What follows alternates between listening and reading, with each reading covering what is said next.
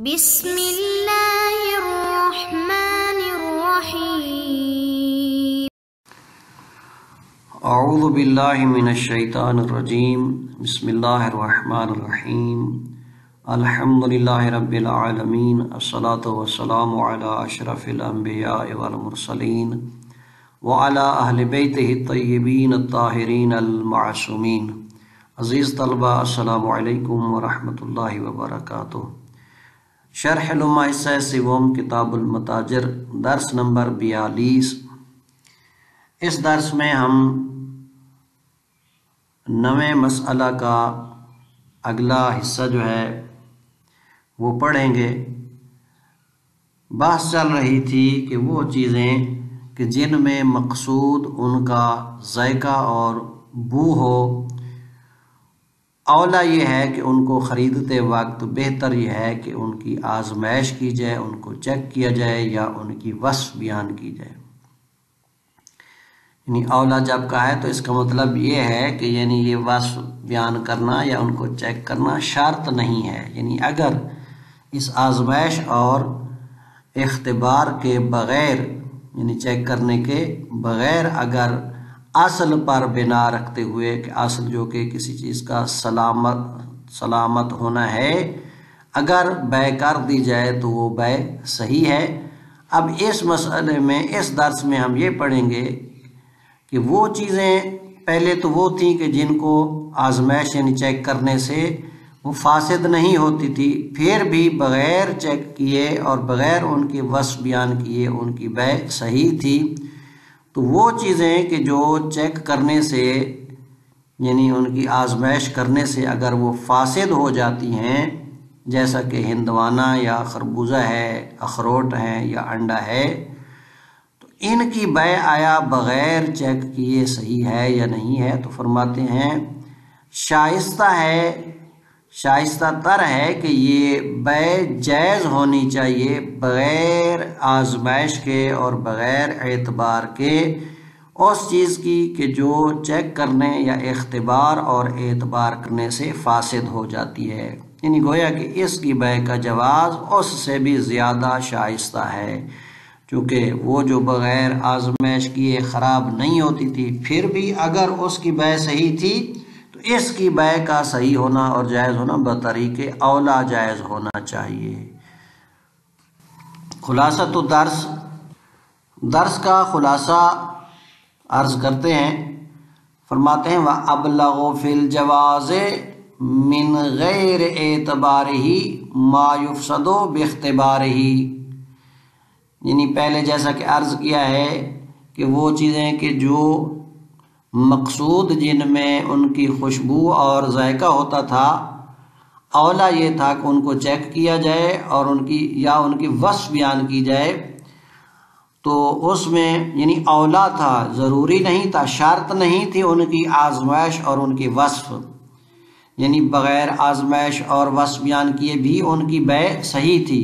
تو آپ فرماتے ہیں وہ چیزیں کہ جو چیک کرنے سے یعنی اختبار اور اعتبار سے جو فاسد ہو جاتی ہیں، جیسا کہ ہندوانہ ہے، اگر اس کو ظاہر ہے چیک کریں گے توڑیں گے تو یہ خراب ہو جائے گا، فاسد ہو جائے گا۔ اسی طرح انڈا ہے یا گردو وغیرہ ہے، تو کہتے ہیں ان چیزوں کی بے کا بغیر چیک کیے کیا حکم ہے؟ فرماتے ہیں ابلغ فی الجواز، یعنی شائستہ تر ہے اس کا جائز ہونا بغیر آزمائش کے ایسی چیز کہ جو فاسد ہو جاتی ہے اختبار اور چیک کرنے کے ساتھ، بس ایسی چیز کی بے کیا ہے؟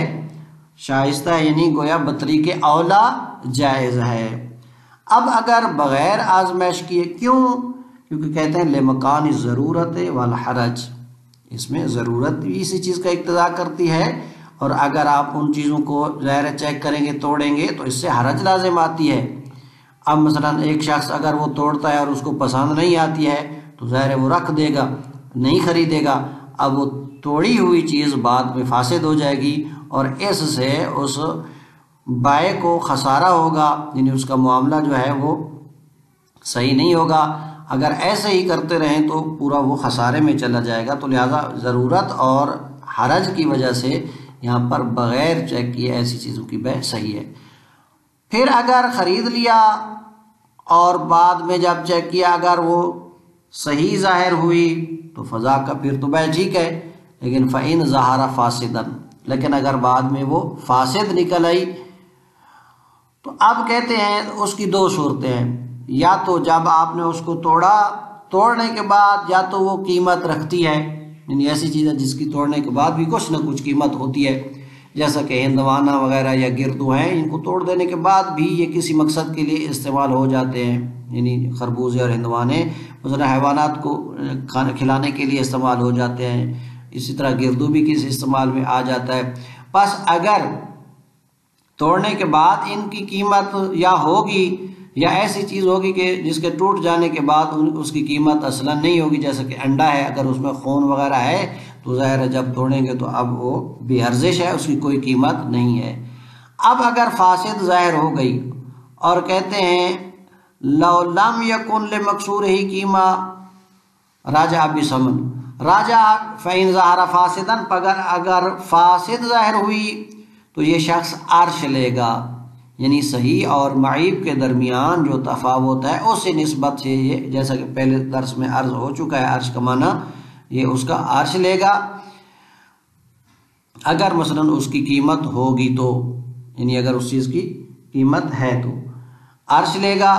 ہاں البتہ پوری چیز واپس نہیں کر سکتا چونکہ اب اس میں اس نے تصرف کیا ہے، لیکن اگر اس مکسور یعنی ٹوٹی ہوئی چیز کی قیمت نہیں ہے، جیسا کہ انڈا ہے، راجع بثمن، تو یہ پوری کی پوری قیمت یعنی ثمن جو اس نے ادا کی ہے وہ واپس لے گا۔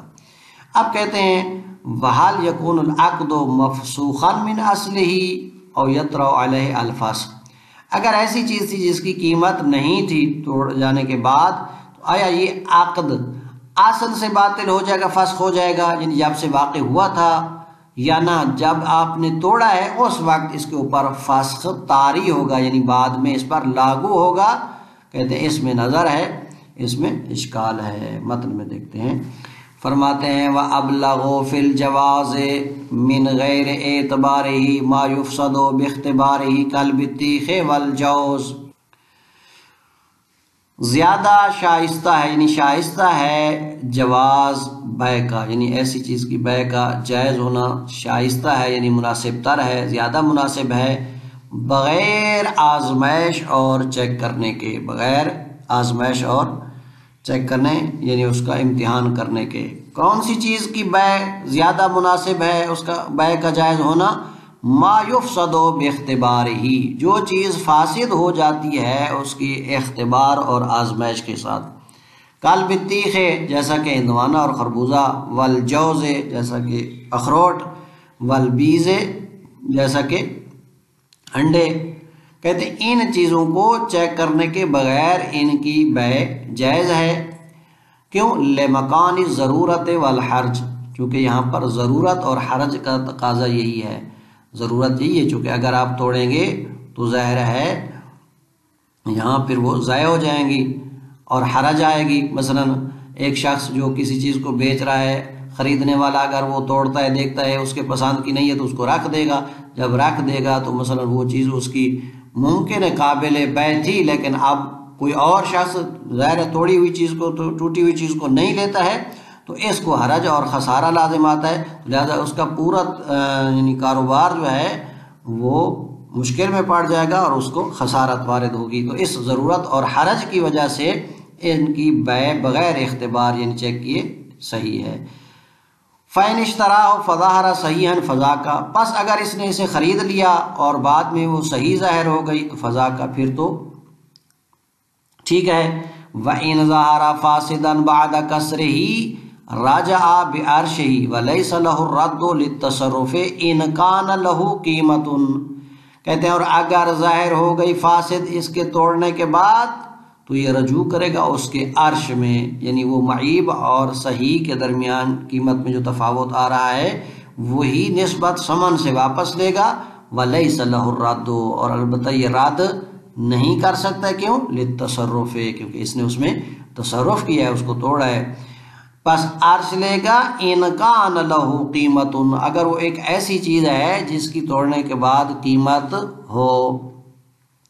ولو لم یکن لمکسورہ قیمتن کالبیز الفاسد رجع بثمن اجمع، لیکن اگر کہتے ہیں اس کی توڑنے کے بعد یعنی مکسور چیز کی قیمت نہ ہو، جیسا کہ انڈا جو فاسد ہوا ہو، کہتے ہیں اس میں رجع بثمن اجمع، تو مشتری رجوع کرے گا پوری کی پوری ثمن میں، یعنی پوری ثمن اسے واپس لے. کیوں؟